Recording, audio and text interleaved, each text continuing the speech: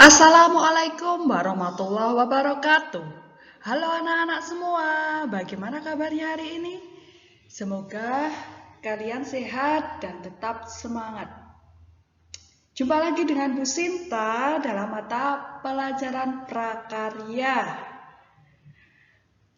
Sebelum memulai pembelajaran jarak jauh pada pagi hari ini, marilah kita berdoa terlebih dahulu. Berdoa, mulai. Berdoa selesai. Nah, materi kita masih sama seperti kemarin ya. Kerajinan bahan lunak, materi kerajinan kelas 8. Nah, anak-anak siapkan dulu buku pelajarannya, bukalah materi kerajinan bahan lunak. Nah, kompetensi dasar 3.1 yaitu memahami pengetahuan tentang jenis, sifat, karakter, dan teknik pengolahan bahan lunak. Misalnya, tanah liat, getah lilin, dan clay polimer, clay tepung, plastisin, parafin, gips, dan lain-lain. Materinya itu tentang pengertian bahan lunak dan asal bahan lunak, jenis dan karakteristik bahan lunak. Kedua, prinsip bahan lunak. Kemarin Bu Sinta juga sudah menjelaskan. Dan sekarang masih dilanjutkan lagi. Setelah itu ada observasi bahan lunak, baik secara langsung maupun tidak langsung, melalui buku, film, dan sebagainya, dan uji coba pengolahan bahan lunak. Observasi itu adalah pengamatan. Kalian juga bisa melihat di film-film di YouTube ya, yang dibuat dari kerajinan bahan lunak itu apa saja, misalnya tanah liat bisa dibuat apa, biasanya dibuat namanya kendi, cobek, macam-macam ya. Terus ada getah lilin, lilin bisa dibuat hiasan lilin dari sabun, seperti itu. Nah, jenis dan karakteristik kerajinan bahan lunak. Beberapa bahan lunak yang digunakan dalam pembuatan produk kerajinan terbagi menjadi dua jenis, yaitu ada bahan lunak alam. Bahan lunak alam adalah bahan lunak untuk karya kerajinan yang diperoleh dari alam sekitar, dan cara pengolahannya juga secara alami, tidak dicampur maupun dikombinasi dengan bahan buatan. Contoh bahan lunak alam adalah tanah liat, kulit, getah nyatu, bubur tisu, dan floor clay. Itu adalah bahan lunak alam. Nah, ini gambar A itu adalah tanah liat. Gambar B adalah floor clay. Gambar C adalah kulit. Gambar D adalah getah nyatu, dan E adalah bubur tisu. Nah, dua bahan lunak buatan sekarang. Bahan lunak buatan itu apa? Bahan untuk karya kerajinan yang diolah dan dicampur dengan zat kimia tertentu, sehingga menjadi lunak, lembut, empuk, dan mudah dibentuk. Beragam karya kerajinan dari bahan lunak buatan dapat dibuat berdasarkan bahan yang digunakan. Bahan-bahan yang digunakan bisa berupa polimer clay, gips, fiberglass, lilin, sabun, dan parafin. Nah, lihat gambar A. Gambar A ini adalah polimer clay. B adalah gips, C adalah fiberglass, D adalah sabun, E adalah lilin, dan F adalah parafin. Nah, bahan lunak alam. Bahan lunak alam, bahan berasal dari tumbuhan dan hewan atau lapisan bumi yang bersifat lunak.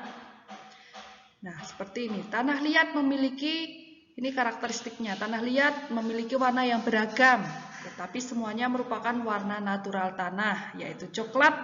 Ada yang berwarna coklat muda, tua atau coklat keabu-abuan, serta coklat keputihan. Setiap warna bergantung pada kandungan dari masing-masing tanah tersebut. Tanah mengandung kaolin lebih banyak akan berwarna lebih putih, stoneware lebih ke hitam atau ke abu-abuan, sedangkan earthenware lebih terlihat coklat kemerahan. Bu Sinta menerangkan kalian juga harus ambil poin-poinnya dan dicatat di buku kalian. Nah, tanah liat stoneware memiliki daya bakar hingga 1300 derajat Celcius, sedangkan earthenware hanya sampai 900 derajat Celcius. Tanah liat mudah hancur jika tidak melalui proses pembakaran. Jika dibakar, jenis kerajinan ini disebut keramik. Campuran tanah liat adalah air. Pewarnaan tanah liat dilakukan dengan glasir atau pembakaran tinggi hingga 1300 derajat Celcius.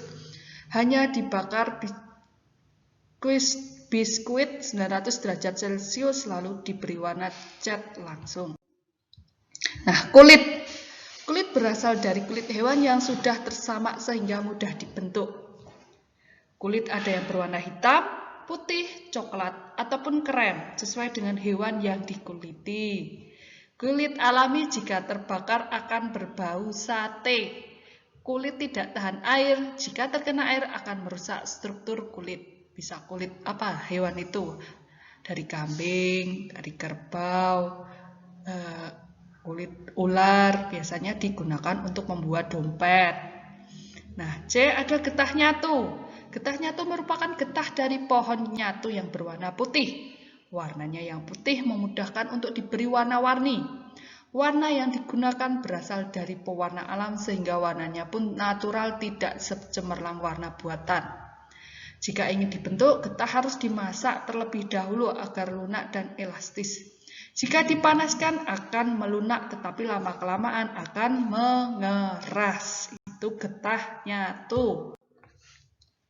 Sekarang floor clay. Floor clay itu berasal dari adonan tepung yang dilumat hingga kalis dan mudah dibentuk. Floor clay juga dicampur dengan air. Kerajinan dari floor clay tidak tahan air karena jika terkena air akan mudah rusak. Pewarnaan floor clay dapat dilakukan dengan pewarna makanan atau sintetis agar muncul warna-warna yang cemerlang. Biasanya floor clay dibuat untuk hiasan seperti gantungan kunci, seperti itu ya anak-anak. Nanti kalian sambil cari lagi di YouTube, banyak sekali kerajinan dari floor clay, tanah liat, dan lain-lain. Nah, bahan lunak buatan.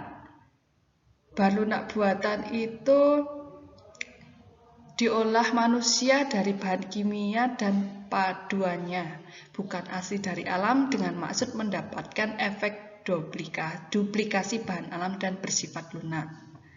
Nah, bahan lunak buatan itu semua diolah manusia dari bahan kimia dan dipadukan. Nah, contoh bahan lunak buatan itu polimer clay dan plastisin. Memiliki ciri-ciri yang serupa, memiliki aneka warna yang cerah dan berstruktur padat lunak. Yang membedakan hanya pada polimer clay tidak mengandung minyak, sedangkan plastisin mengandung minyak.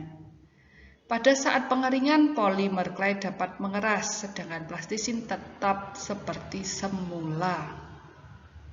Yang B, fiberglass.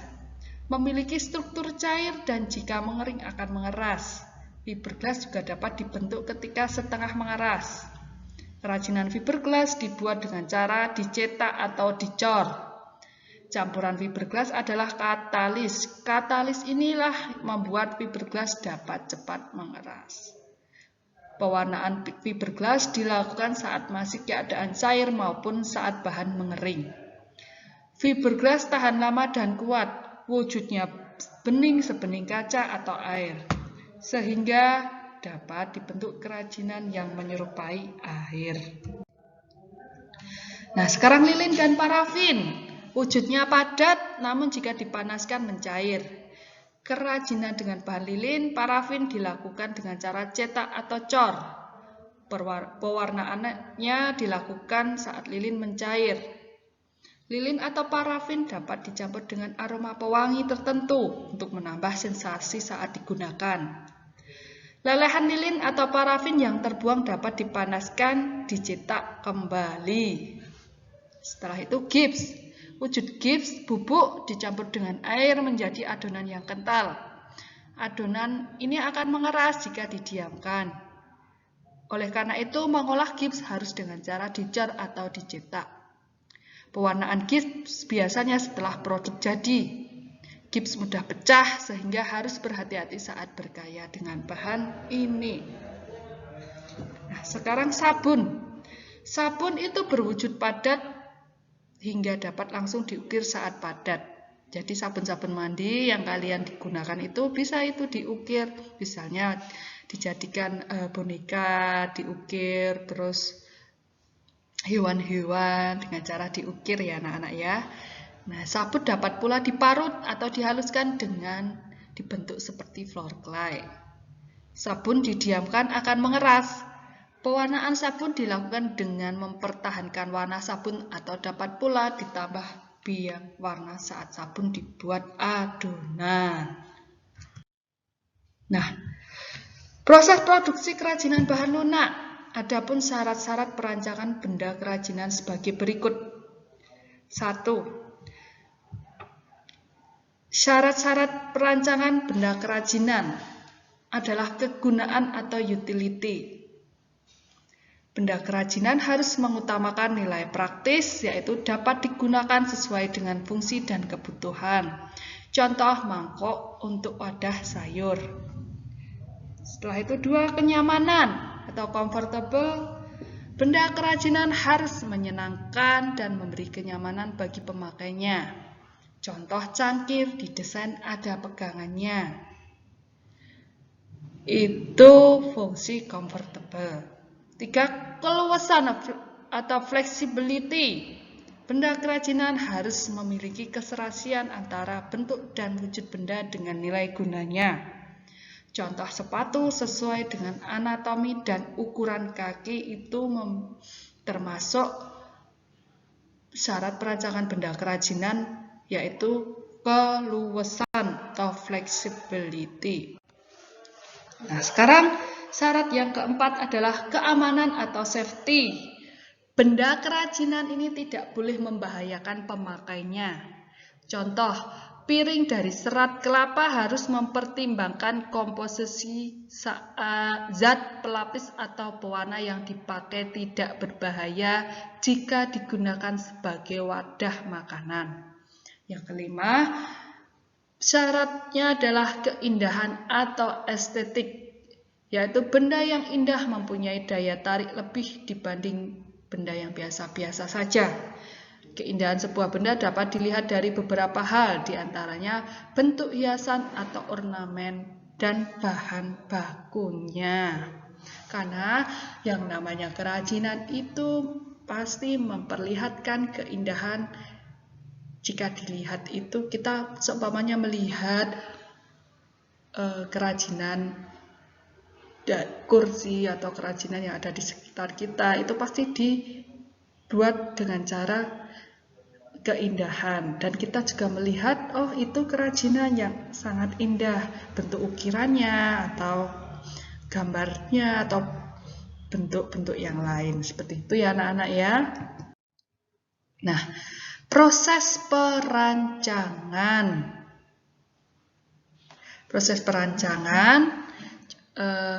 ketika besok kita akan merancang sebuah kerajinan, yang harus diperhatikan adalah tentukan bahannya dulu dan cari ide dari berbagai sumber, misalnya internet nggak apa-apa, buku boleh, dan buat sketsa karya kerajinan. Tentukan sketsa terbaik dan kumpulkan alat dan bahannya. Setelah itu baru ke pembuatan produk. Setelah semua dilaksanakan, misalnya kalian pengen punya ide membuat vas bunga, sketsanya bagaimana? Dibuat sketsa di buku kalian, digambar dulu seperti itu ya anak-anak ya. Setelah itu baru ke mengumpulkan alat dan bahannya apa saja. Setelah itu baru di pembuatan produk. Setelah jadi, dievaluasi atau uji coba produk. Dievaluasi itu kurangnya apa pembuatan kerajinan ini. Misalnya, wah ini kurang, bentuknya kok kurang bagus, nanti bisa diperbaiki. Diperbaiki itu namanya revisi produk. Jadi bisa diperbaiki lagi dari bentuknya atau warnanya untuk bisa menampilkan keindahan. Nah, itu materi yang dapat Bu Sinta berikan.